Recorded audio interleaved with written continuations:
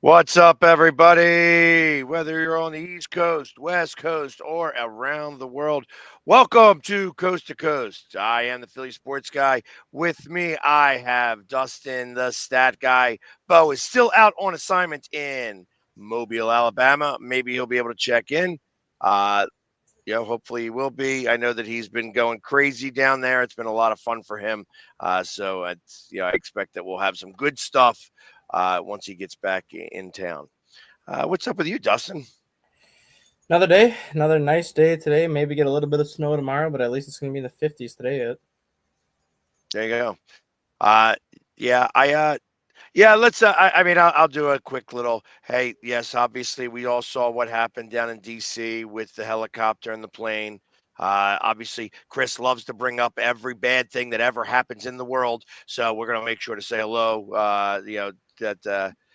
All our thoughts and prayers to everything. We try to keep it more positive. We got that out of the way. Okay, now good. Yeah, Chris. Hey, look at that live with CDP. That was one of my early proteges who has surpassed me in the podcast world. Chris he's had some fantastic guests. If you have any interest in podcasts, definitely give him a follow. He's been amazing with some of the guests that he's had on. I am in awe. And like I said, he was initially one of my little proteges. And he was able to surpass the teacher. So good on you, Chris. Anyways, so I know football rules the world here, but we have somebody that we like talking about on this show that I'm going to have Dustin kind of read exactly the tweet, and I want to see what everybody's thoughts are on this because I tell you, uh, you know, I happen to be a fan of this guy. I think that I like it that he busts everybody's balls about what's going on, and I think that he should. I feel like that he is, um, I almost do not want to say this, but like the white Colin Kaepernick, for many different reasons. He's not Colin Kaepernick for what he stood Mhm. for, but just how he is being blackballed by the sports. Why don't you go a little bit into detail about this, Dustin? So now that we've gone basically another MLB offseason without Trevor Bauer landing a major league contract, he has decided to return to Japan and re signed with the Yokohama Bay Stars. But prior to going back to Japan, he put out we'll call it a controversial tweet, even though he does make a lot of sense with what he said. And there's certain players like Chipper Jones, Tony Clark, and some other Major League Baseball players who have commented on that tweet, basically saying that he is a disgrace to the game and whatnot. But basically, his tweet was, I'm the second most popular player on the planet and one of the most knowledgeable pitchers in the game. I'm also a top 10 pitcher and I'm willing to play for $0. That's a minimum of 40 to 50 million dollars in value that you get for $0. But someone very obviously lied about me one time, and because of that, I can't go back to work.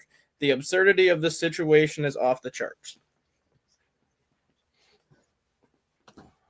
So let's uh, let's go back a little bit and um, discuss kind of what happened with him. Because obviously it's noon, so everybody's going to call me right now because they know I'm doing a podcast. But so, but tell us kind of about what happened with Trevor Bauer initially. Let's So go back and rehash the whole story here. So basically, in 2020 or 2021, I can't remember the exact year, but Trevor Bauer had not necessarily an altercation, but he had a physical relationship with a woman that he met online, and basically it turned into him supposedly beating her, which is why she was left with bruises and strangulation marks on her body and things like that. Obviously, because of the domestic abuse and domestic violence policy in Major League Baseball not only suspended him for a year, but then they put him on the commissioner exempt list, which is basically an extended suspension that you can leave a player on for X amount of time until the investigation is over. It got to the point where he was out of baseball for a year and a half, and he wanted to pitch, so he ended up signing with a team in Japan. I can't remember the team that he signed with.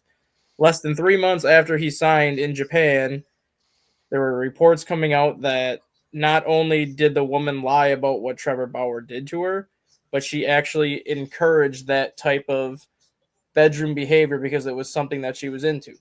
So not only did she lie to make Trevor Bauer look good, but because of the situation, Trevor Bauer has now gone 3 years without being able to land a major league contract, which at this point it's getting ridiculous because it's been proven that he didn't do what he was being accused of. It's been proven that she wanted him to be rough with her in the bedroom. It's been proven that she was into that kind of stuff, but yet Major League Baseball is continuing to blackmail him and treat him as if he did something wrong. So right now, the only opportunities he can have are either pitching in Mexico, where he pitched the second half of the season last year and actually went 10-0 with an ERA under 2.3, or pitching in Japan just so he can stay pitching in the professional ranks.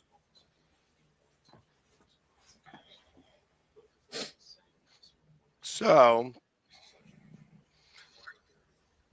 now, but he had something go on with the commissioner, correct? Like he talked smack on the commissioner. He's always talked smack about how the commissioners handled some things, and this was going back even before that. This was like 2017 through 2019 when he was pitching for the Indians at the time, now the Cleveland Guardians, and then obviously when he got traded over to the Reds.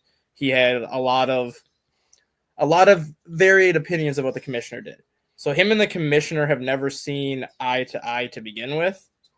And I think this was, given the situation that happened, whether it's the right thing or the wrong thing to do, knowing that the commissioner and Bauer haven't seen eye to eye, I think this was an easy way for the commissioner to basically exile him from Major League Baseball. It was an easy way for the commissioner to not deal with his crap, because if you're on the commissioner exempt list, if you're suspended, you don't have to really deal with that. Even though what he does on Twitter yet and some of the stuff he says, the commissioner still gets backlash on it. But he's not in Major League Baseball. He doesn't have to deal with Bauer the way that he once did. And I think that's a big reason why he has not been brought into Major League Baseball. Even though it's not going to ever be made public, because obviously if it was made public, the commissioner would get in a crap ton of trouble. Major League Baseball would get in a crap ton of trouble. But I think Rob Manfred has gotten into the ears of all these GMs and owners and has basically told all these owners and GMs not to sign. Yeah, but that's actually not the issue there.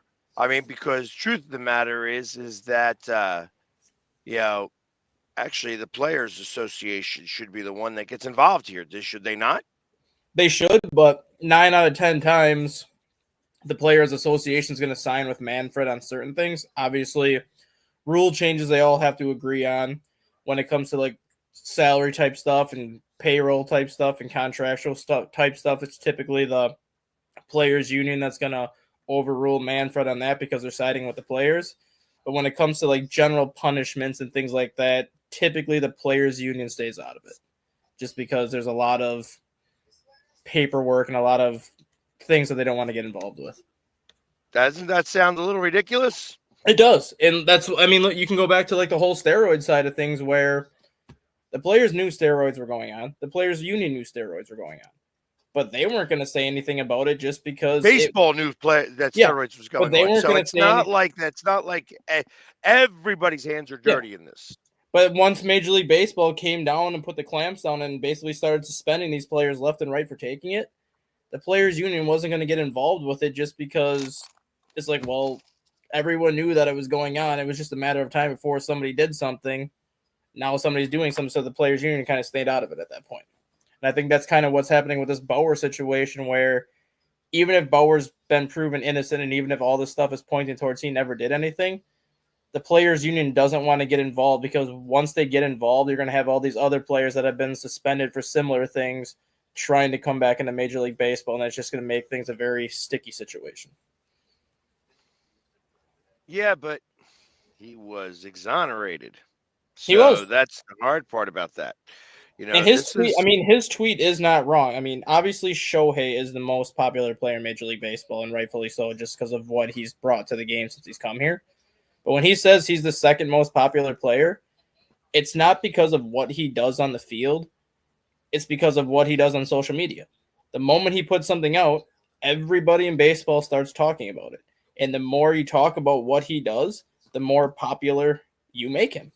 So in an aspect, he's not wrong there. And then when he's talking about being a top 10 pitcher in baseball, that might be a stretch, but at the same time, if you're getting a guy that's going to give you 15 to 17 wins and give you an ERA in the 2.7, 2.8 range, that's a $35 to $40 million pitcher annually. That's saying he's basically going to pitch for a veteran's minimum, which is $810,000. If I can sign a pitcher for $810,000 and get 14, 15, 16 wins out of him with an ERA in the 2.7 range, I would sign up for that all day, every day. And that's the kind of production I think that you could see him give a team if they signed him this year. Well, and I can imagine that there isn't any teams chomping at the bit here. There's not. And the funny thing is, you have the Dodgers and Cubs that are opening up in Japan in mid-March. You had the Dodgers that played in Japan last year. Typically, when there's a team that opens the season up in Japan, there's always an excess amount of scouts or front office executives that get left behind for about 2 weeks to kind of start scouting the Japanese market, knowing that specific players are going to be posted the next year because the Japanese season begins March 20th. So if you can leave like 5, 6, 7 of your front office executives back in Japan once your series is over, somebody's going to be scouting Trevor Bauer when he's there because he's going to pitch when he's there. So obviously these scouts are seeing what he can still do. And if he does still have something, somebody's going to cave eventually and give him even a minor league deal just to see what he's got. Because what do you have to lose? You don't have anything to lose. Are you sure, though? I mean, obviously, why wouldn't somebody do it now? They don't want the headache, I think, of dealing with it. But if you're a team like, I'm going to just say the A's, for example. When the A's A's are not the team I would think of, but I'm thinking when they move to Vegas, though. I'm thinking Baltimore. Yeah. A team that needs pitching badly. Yeah. To be able to get over the hump. Baltimore is one of those teams that I would think should take a flyer on him. Or even these small market teams like Tampa Bay, who doesn't ever spend a lot of money. Pittsburgh, who doesn't ever spend a lot of money in free agency. Like one of these small market teams that doesn't spend a ton of money in free agency. We'll use the Pirates, for example. You go and sign Trevor Bauer for $850,000. You have Paul Skeens and Trevor Bauer as your top 2 guys in the rotation. And then you still have Jared Jones, who's another outstanding young pitcher who won, I think, 12 games last year as a rookie as well. Your top 3 of that rotation is not only going to be impressive, but it would be one of the top 3 staffs in the National League with those 3 at the front. And you're getting the guy for $850,000. Which is exactly kind of what you're looking for in a small market team that doesn't spend a ton of money. Right. But, again, then you have to deal with the fact that they're going to be getting crap from Manfred. Let them. I mean, at this point, like, Manfred may not release him from that. I know. That's the problem. That's why I think Manfred at this point has, I think, a bigger say in this than what a lot of people realize. Like I haven't talked to obviously executives because I'm not around like MLB executives all the time, but I'm willing to bet that at least 5 or 10 have wanted to bring Trevor Bauer in on a spring training tryout deal to see what he can do yet. But I think Manfred does have some pull in this, which is why no one has done it. So, does it go to people start wearing what's his number? I don't even know what his number is. Pete Rose? No. Oh, Trevor Bauer's number? Trevor Bauer's number? He's been 99, he's been 27, he's been like all different numbers. I think it's gonna happen. I think it's gonna be resolved in a year. When the next CBA expires in 2026, I'm not gonna be shocked at all if that's when the Bauer situation is resolved. And I'm not gonna be shocked at all if he ends up on a team heading into that season after the next CBA is resolved. I don't know about that. I think that if it goes all the way to the CBA, that it doesn't get resolved. Just my opinion. Again, because you look at Wander Franco in Tampa Bay. Wander Franco has multiple warrants out for his arrest for basically having relationships with 12 to 14-year-olds in the Dominican Republic. And there's evidence and proof that he's had multiple relationships with minors, but yet he's still on Tampa Bay's payroll and he's still getting paid. But yet Bauer is not on anybody's payroll and he's been proven innocent of doing something to somebody that was actually an adult.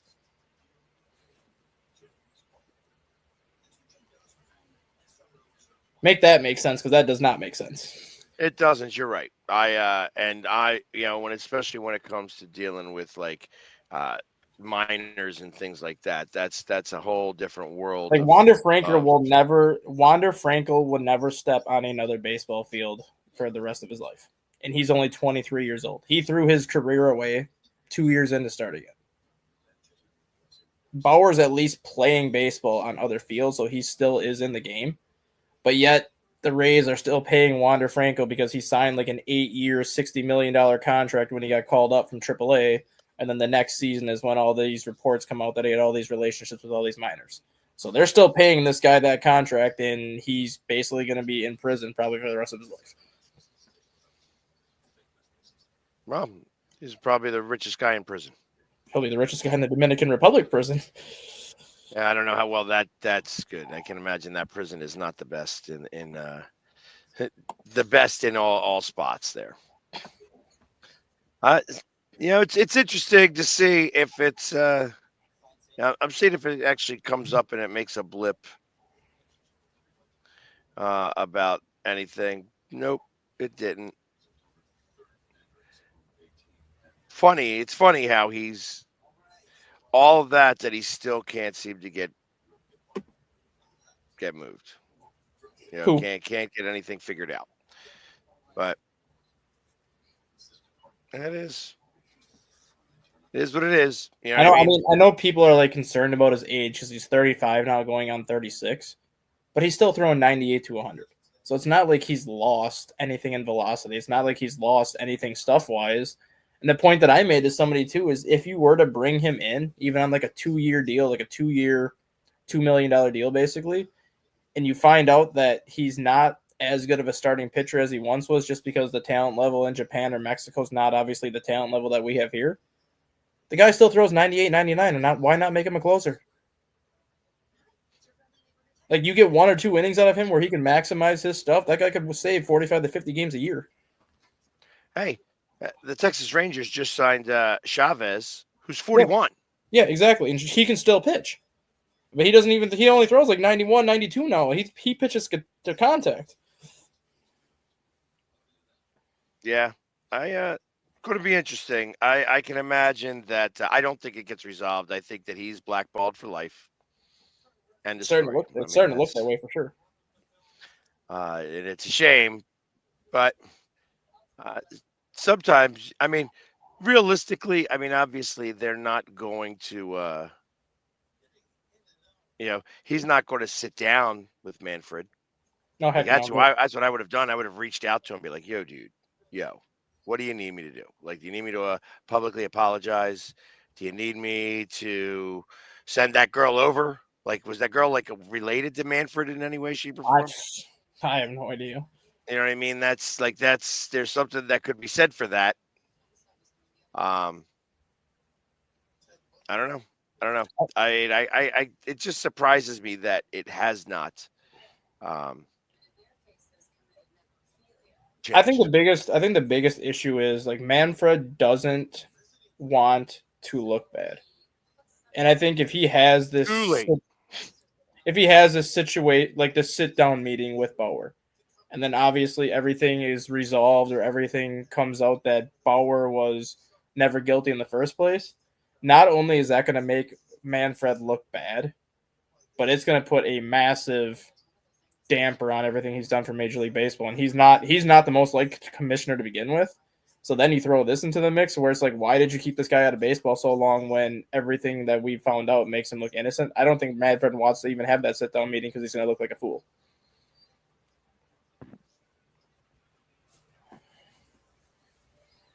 Well, I don't know that. Yeah, I don't know that because Bauer did reach out to Manfred at the end of the 2023 season to have a meeting, and Manfred declined.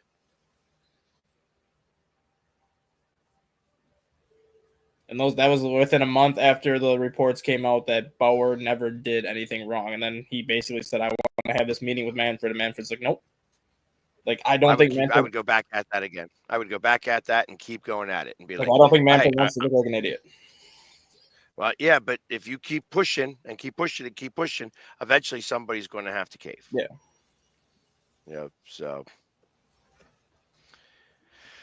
here was something that I thought was a little interesting. Belichick suggests renaming the Lombardi Trophy the Tom Brady Trophy. That will never happen. The only reason why Interesting. that it's interesting. I can understand why, just because Tom Brady has the most rings. Like obviously, like that's I can understand that. But the trophy was named after the coach that won the first Super Bowl. Like it's you're not going to change the name of basically the one that founded that trophy.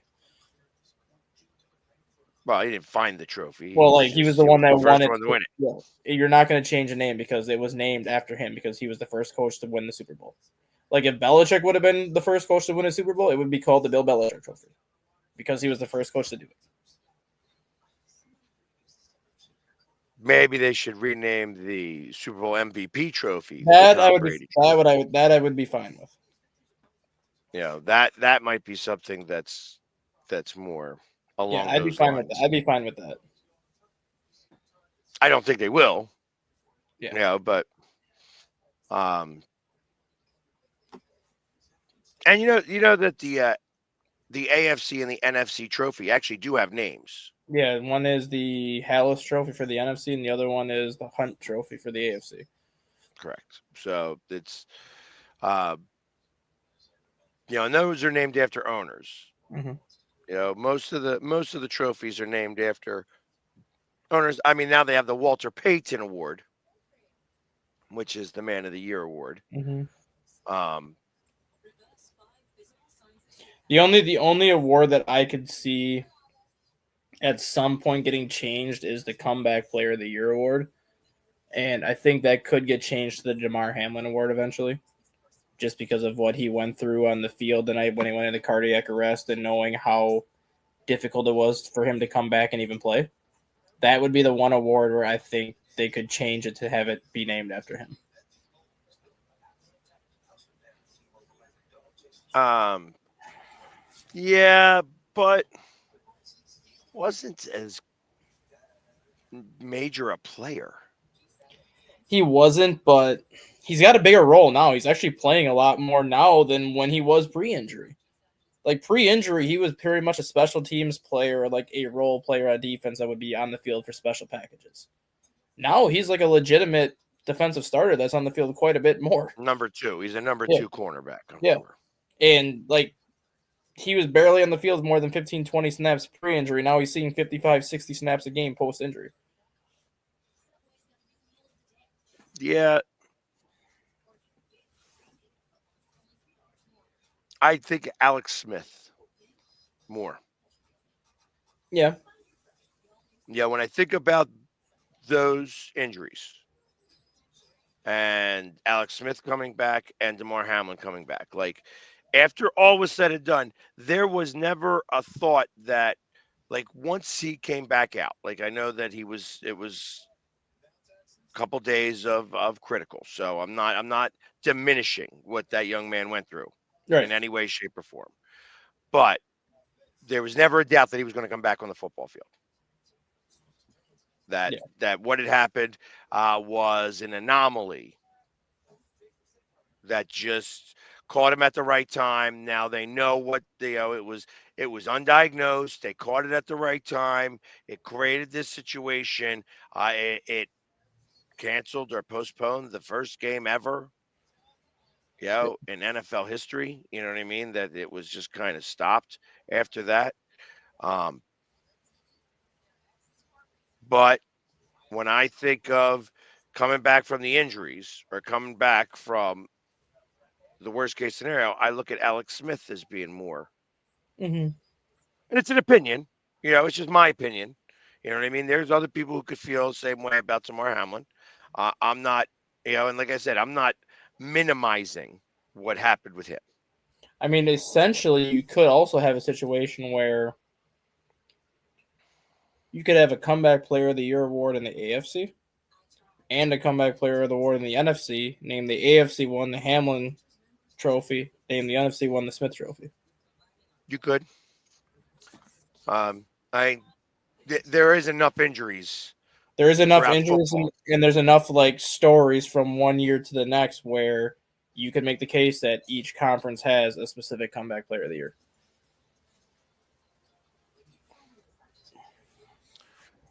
So, well, no, there's only one, Yeah, Chris. There's only one comeback player of the year for the AFC and NFC. There's that's not one for each player and that's each why I'd team. be okay with having one for each conference and then having the AFC one be the Hamlin comeback player of the year and then the NFC one being the Smith comeback player of the year. And then you only have the one trophies for MVP, Yep. Defensive player of the year, coach of the offensive year. player of the year, coach of the year, And rookie of the year. I think when you get in the defensive player of the year and offensive player of the year, you could probably split them up. You could. But the only reason why I think they don't split up the offensive player of the year is because 9 out of 10 times, whoever wins that offensive player of the year is also in the running for the MVP. Correct. Usually they only get one of the two. Yeah. That's why I don't think they split it up into having two separate offensive player of the year because if like the year that Cooper Kupp had like the triple crown for receiving, he got offensive player of the year. He ended up finishing third in the MVP and Lamar Jackson got the MVP. So technically you basically had an MVP on each league at that point. Because Cooper Kupp was basically the MVP of the NFC that year, and then Lamar Jackson was the MVP of the AFC / the NFL. Well, and that's kind of what I suspect is going to happen this year as well. Yeah. That either it's going to be Saquon Barkley is the MVP, and I think that I'll be honest, this is done via in-house, so this is Yeah. done by players. I Mm-hmm. believe that the players are going to be, more on Saquon's side. Yeah, I agree. So I wouldn't be surprised to think that that he wins the MVP, and that it's a race between Josh Allen and Lamar Jackson for Offensive Player of the Year. Yeah. And Kermit the Frog is a little upset that he wasn't mentioned in any of those categories. He's holding that chip on his shoulder. I mean, if I was voting, I would give Lamar Jackson the offensive player of the year because there is no denying that he just put up one of the best, if not the best, overall season the quarterback has ever put up. When you look at the touchdown passes, the fewest, like how few of interceptions he threw, the rushing yards and the rushing touchdowns mixed in with that, he arguably had a top 2 season for a quarterback play. But if I'm talking MVP, Saquon's the MVP because if Saquon's not in Philadelphia, Philadelphia's not in the position they're in right now. At least without Lamar Jackson, you still have Derrick Henry. You still have other options where I think Baltimore still wins their division regardless of Lamar Jackson starts or not. But without Saquon, Philadelphia's not a 14-win team. They're not. They might still be in the NFC Championship game, but they're not the team they are without Saquon. Well, I mean, obviously, we'll never know, and I'm happy about that. Yeah. I'm happy that we'll never know. My expectation is that they, a good running back may have been able to do exactly what he did. That being said, I mean, I don't know that he's going to be hurdling people backwards and stuff like that. Like, there's been a lot of moments in time that happened there. But Yeah. let's face it. If we had Pacheco, guy we're going up against in behind the Eagles' offensive line, are we unsure that he doesn't have a similar? I don't think he gets to 2,000 yards. I think he gets to maybe 15, 1,600, but I don't think he gets to 2,000. How about Henry? Henry, I will say this. If Derrick Henry was your running back, I think he breaks Dickerson's record. In how many weeks? I think he plays the same amount of games. I think he sits out week 18, and I think he breaks Henry's record in week 7, or Dickerson's record in week 17. And the reason for that is Henry, and we've seen that when Henry was with Tennessee. I think Barkley was the first running back since the Adrian Peterson season when Peterson won the MVP in 2012, where everybody in the stadium knew that Adrian Peterson was going to get the ball pretty much the entire portion of a game, and yet you couldn't do anything to stop it. He was still going to run for 150, 160 and a couple scores. And there were situations like that with Saquon this year where everyone knew he was going to get the ball, but yet you still couldn't stop it. And he was going to just do what he did. Derrick Henry did that for so long in Tennessee where you had Ryan Tannehill as your quarterback. You had nobody at wide receiver. And it was pretty much, we know Derrick Henry's going to get the ball, yet we still can't stop him. He's still going to get his 200 yards and his 2 or 3 touchdowns. And I think that when the games that Jalen Hurts was out, I think it would have been a situation where Derrick Henry probably runs for 200-plus yards each game. And I think that would have been ultimately what probably would have got him past Dickerson because he would have had about a 2 or a 3 game stretch where he probably could have had 500 yards rushing. Maybe. I'm not sure about that, but maybe. Like I said, it's all could, shoulda, coulda, woulda. Yeah, and you can make the same case.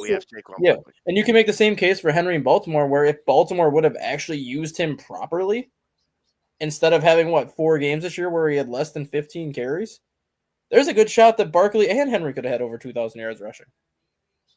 But there were so many games this year where he barely touched the ball in the second half in the Baltimore game, and everyone's like, the dude had like 95 yards rushing on 12 carries at halftime. Why is he only touching the ball twice in the second half? Like, keep giving him the ball. Well, same thing with Seattle. You know, why not give beast mode the handoff? Did you see that? Did you see that interview about that? When?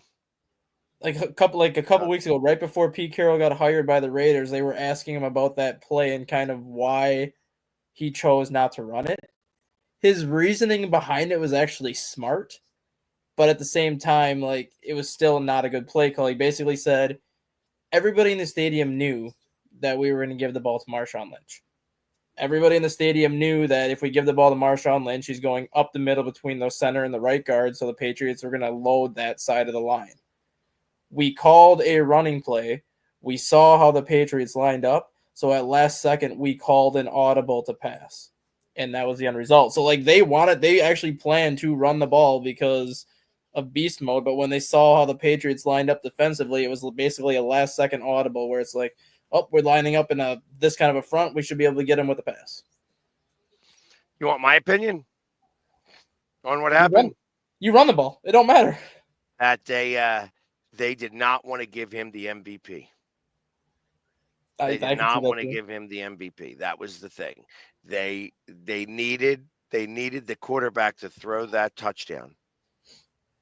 Because you think about that, the slant always works, except that once. And the thing is, too, if you would have ran the ball and the Patriots would have stopped them, Seattle still had 1 timeout left to stop the clock. So it's not like the game would have been over. Like, they had, 38 seconds left, I think it was, and the Seahawks had 1 timeout. So if you run it and the Patriots stop it, use your last timeout, and you can basically draw up 2 plays where you pass the ball on second down. If it's not there, you throw it away. You still have 1 or 2 more cracks at the end zone.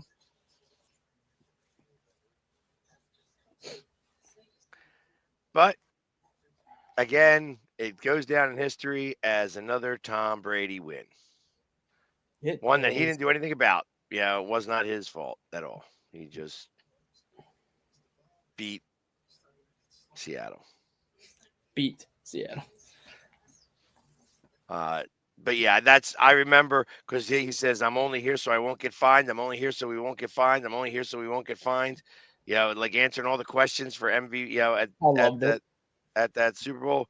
I'm only here because I won't get fined. And then, like, they did not want that to be his speech from MVP. I know. I'm just here so I won't get fined. So, guess what? Only 1 ring for you. Right. And now look at him. He's like all over everything. Doing making more money now. He's making more money now than he did as a player. Yeah. And being funny. Like he gets the joke of it now. Well, he was always should have a second ring. Yeah, he was always funny. The thing was, what made him funny was when he started eating Skittles after every touchdown. Like Skittles sales started to go up so much when he started eating Skittles after every touchdown, and he knew that as soon as he opened the bag, got Skittles on the sideline, the camera's gonna go right to him. He knew it. He's like, screw it, I'll eat my Skittles. Give me my Skittles. No, he. I thought he would do it. I thought he'd eat Skittles before the game too. So it's. I don't know. Anyways, just interesting stuff on what I think about here. It's just like, all right, well, it is what it is. Have you seen any of the mock drafts yet? I've seen quite a bit. Do you think Shador Sanders gets picked first? No, I do not. I'm not.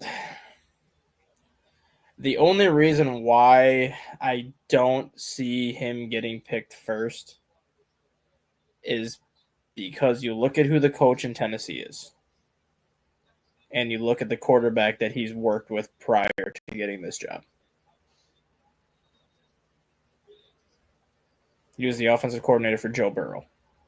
Like he's worked with. I mean, Joe Burrow's not your prototypical pocket passer, but he's also not a guy that's going to tuck and run like Shador Sanders does.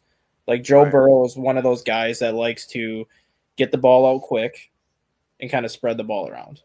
If you're looking for a quarterback that likes to get the ball out quick and spread the ball around, Cam Ward is the guy you should be taking. So you believe Cam Ward's going to be the first guy picked, chosen in the draft? If Tennessee stays in the first pick, I believe Cam Ward is the first pick. But if somebody else trades up, then I think Shador could go number one based on the team that trades up. But if Tennessee keeps that number one pick, I think Cam Ward goes one. Well, I mean, I've seen it go down as far as to Vegas. Which Vegas I is know what's number 7, 6. 6, I believe, yeah. And I know like Deion Sanders was really pushing Vegas to try to trade up and get Shador Sanders because for whatever reason, I think both think that's the perfect fit for him. I don't think he falls that far, but I hate to say it, but I think you could have another Eli Manning situation That he gets drafted. where the Giants draft him number 3 and he refuses to play for the Giants and ends up going to the Raiders or somebody else.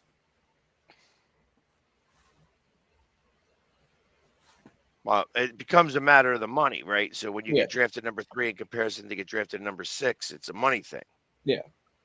But because I think Travis Hunter is going to go number 2 to Jacksonville. I don't think there'll be any controversy with Travis Hunter going number 2. But then you have the number 3 pick is the Giants. They need a quarterback. If you're looking at a quarterback, Shador Sanders is your next best option behind Cam Ward.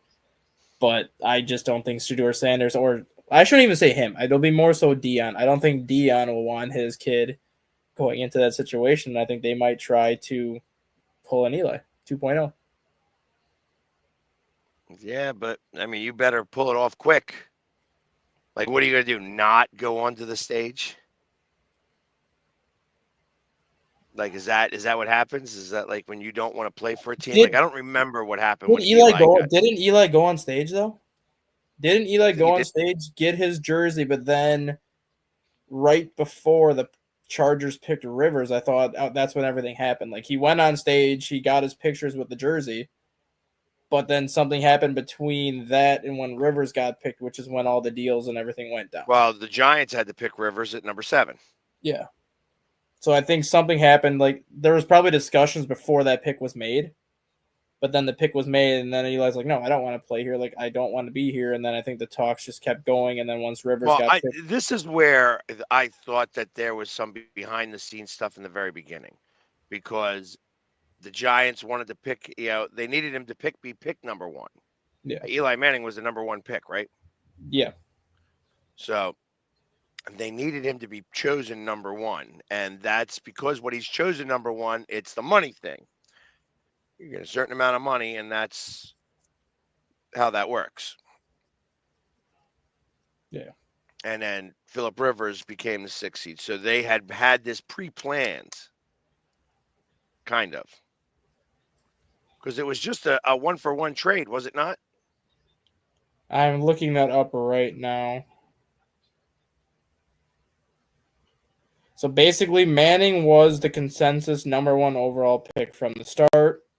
Manning told the Chargers that he did not want to play for them heading into the draft. So prior to the Chargers making him the number 1 pick, he basically told the Chargers, I know you're going to draft me, but I don't want to play for you.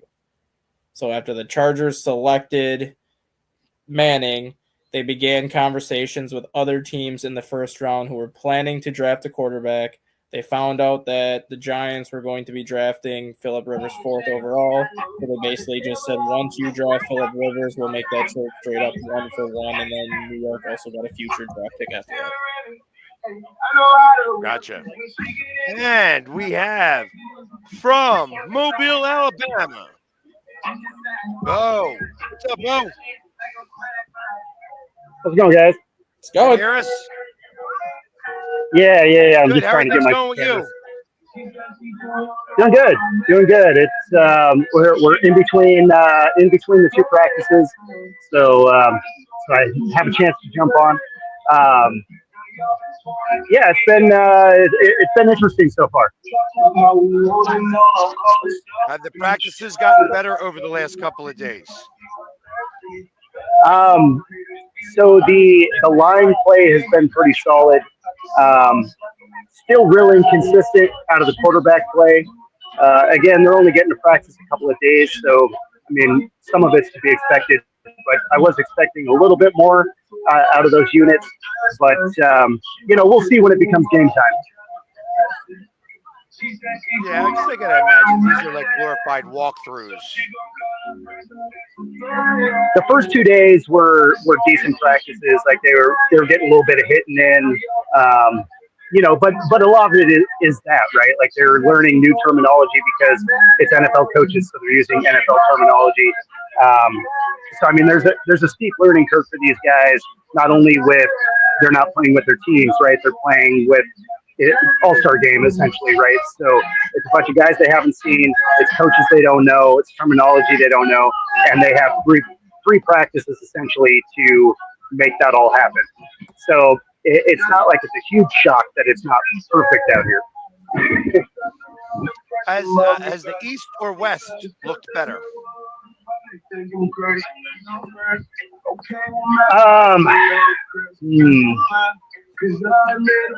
No.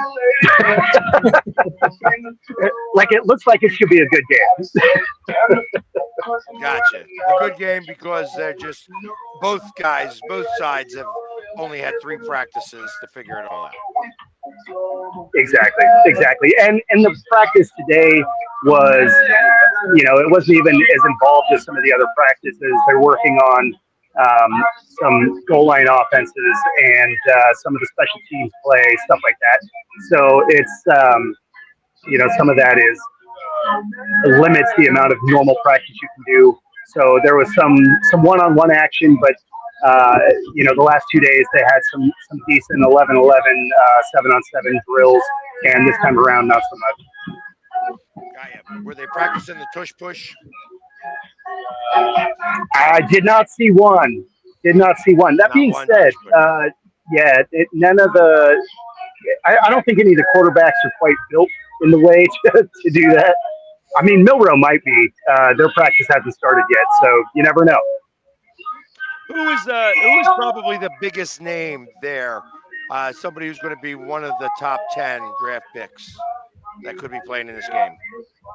I don't know if there's a top 10 here. Usually anybody that's within like the top 10, 15 opts out of the Senior Bowl just because they don't want to risk getting hurt. But there are some guys that will be interesting to watch. Certainly in the later days of the draft that I think potentially could move around a little bit.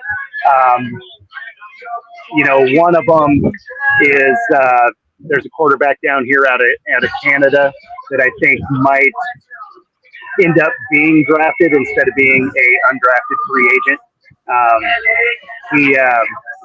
He was a late entry. He didn't make it onto the roster until like a week prior. and but he's probably a guy to kind of watch. Again, it'd be a late round guy, probably fifth, sixth round, somewhere in there, maybe, but maybe seventh round. But I think there's some potential there. I think it's just he might go later because there's not a lot of tape on him.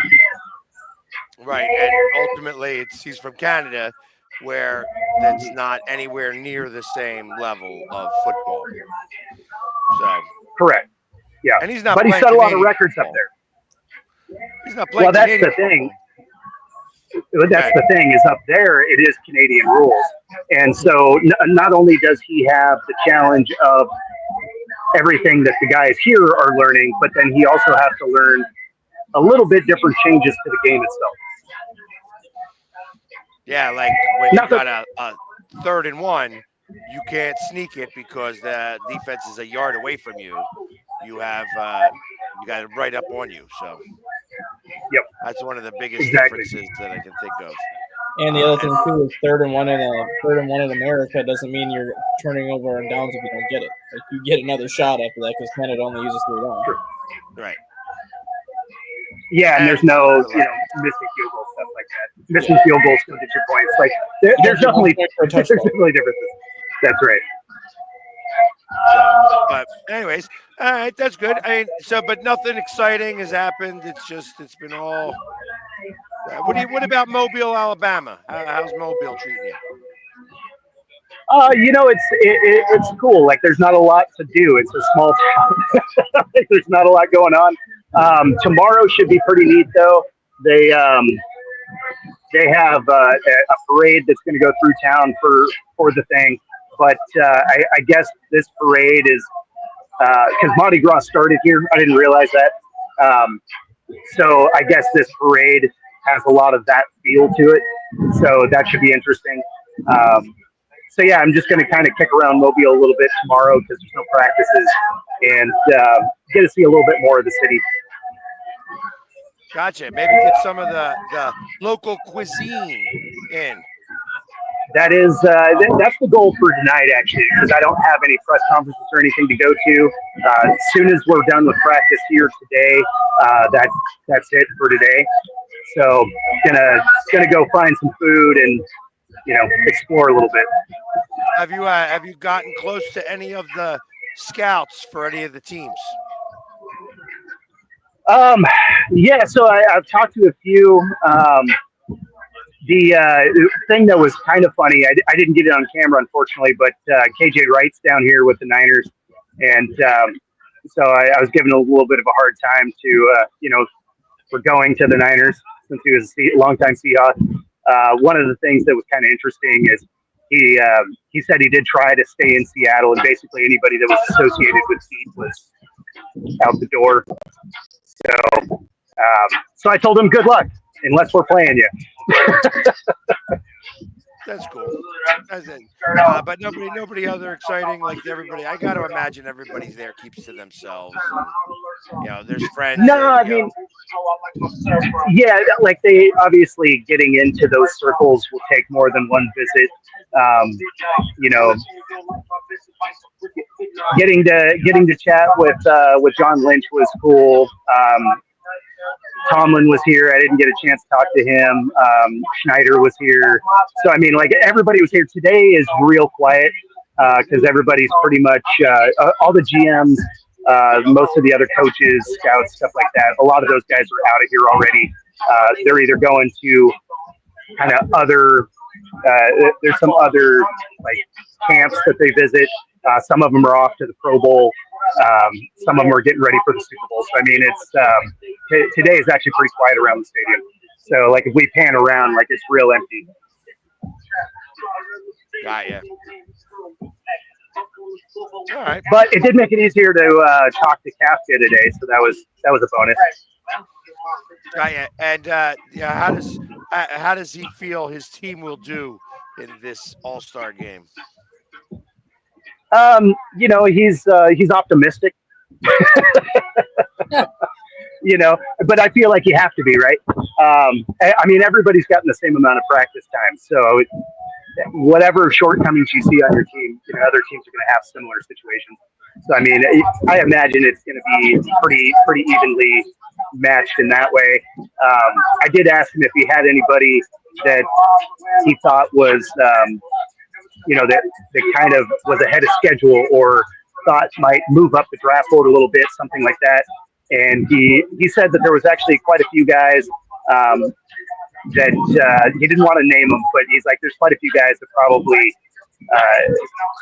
earn some more money here.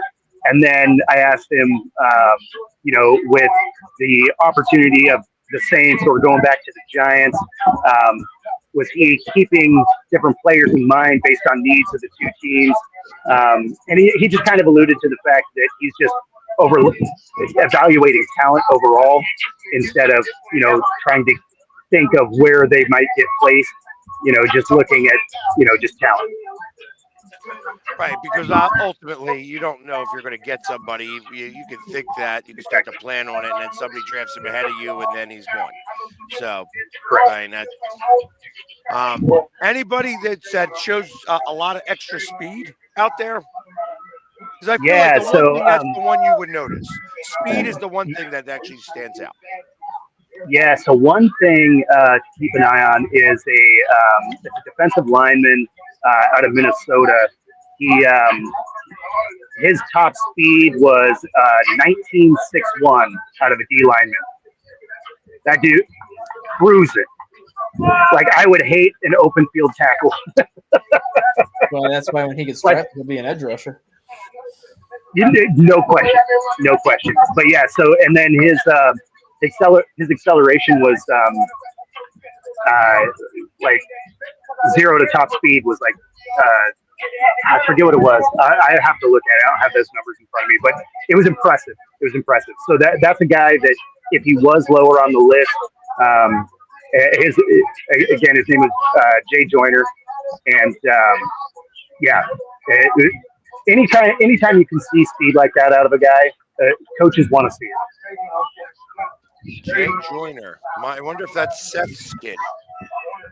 Seth Joyner's kid. I don't know. Who do you play for? Minnesota? University of Minnesota. Yep. I'll have to check that out because I might see him tonight.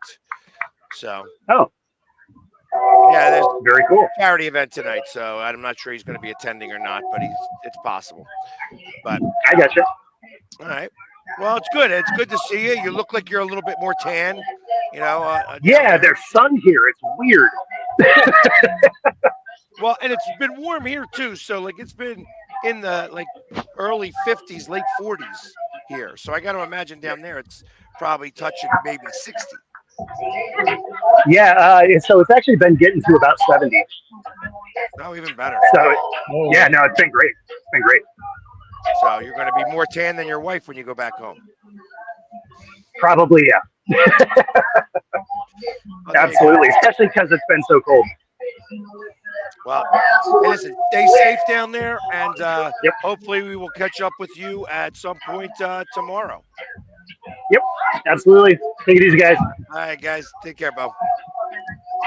There we go. And there we go. We got Bo in today. Like I said, he's going to have the parade tomorrow, so maybe he'll have some time to be able to talk to us. Who knows? But in the meantime, and that goes our hour of sports talk, where we've been talking all sports all the time. I like this. You know what I mean? Hey, it's like we're talking some baseball, we're talking some football, we're talking some college sports, collegiate sports. We just bring it all here to you on Coast to Coast Network. And tomorrow will be no different. We'll be right back at it again tomorrow for our Friday edition of Coast to Coast. And, this weekend's going to be a soft weekend. We're going to be wondering what to do with ourselves because does anybody actually watch the Pro Bowl? We don't have to answer that now. We're going to talk about it tomorrow because I've been to a Pro Bowl. I've been to all of the events of a Pro Bowl. I will tell you that it's worthwhile to do if you have nothing to do, like 30 teams in the NFL so far this year. But we'll bring that up tomorrow, and we'll go over some of the trials and tribulations of what happens at the Pro Bowl. In the meantime, everybody have a fantastic evening. And as always, on my side, go Birds. And we will see you guys tomorrow. Take care. Have a good day.